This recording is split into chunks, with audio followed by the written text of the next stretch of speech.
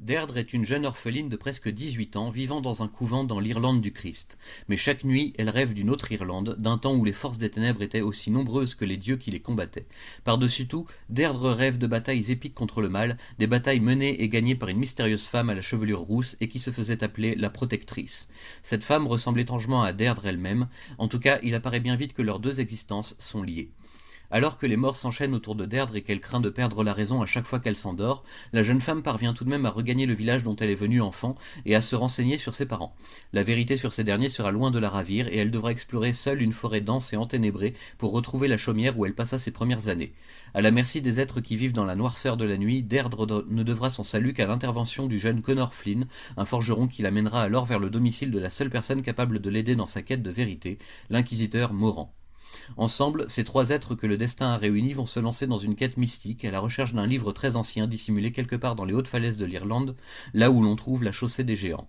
Le mal tentera à nouveau de les arrêter et de faire sienne la pauvre Deirdre, mais celle-ci aura gagné en assurance et saura résister jusqu'au moment où la victoire sera acquise, en se montrant plus maligne que le malin. Désormais en possession d'une partie des réponses dont elle a besoin pour mieux comprendre la vie qui l'attend aujourd'hui, Deirdre s'engage seule dans un nouveau périple qui l'amènera sur les traces de son illustre ancêtre et qui pourrait faire d'elle la nouvelle protectrice dont cette Irlande nouvelle a tant besoin. Les éditions Réflexion nous offrent un récit tiré des années 90 avec une couverture de Marc Silvestri, ce qui est assez impressionnant en soi pour être cité. Le scénario est signé Sharon Scott dans un style plutôt facile à appréhender. Cette histoire met en scène certaines légendes typiques de l'Irlande d'autrefois en les rendant assez accessibles à la fois pour le lecteur et pour son personnage principal, qui apprend tout comme nous tout au long du récit.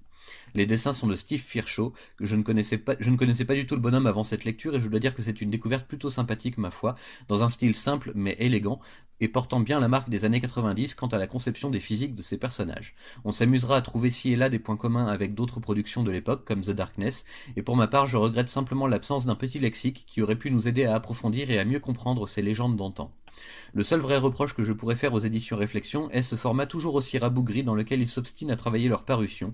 C'est vraiment dommage, mais c'est aussi un peu leur marque de fabrique. Précisons que ce premier tome est une réédition en dur, ce qui change déjà agréablement par rapport à l'ancienne. En VO, il n'y a guère que deux arcs majeurs de cette série au milieu de plusieurs one-shots. Je suppose donc que l'on n'aura droit qu'à deux tomes pour rassembler les deux arcs en question. Peut-être qu'un jour, si le succès est au rendez-vous, nous aurons droit à un troisième tome regroupant les récits solitaires. Il est toujours permis d'espérer.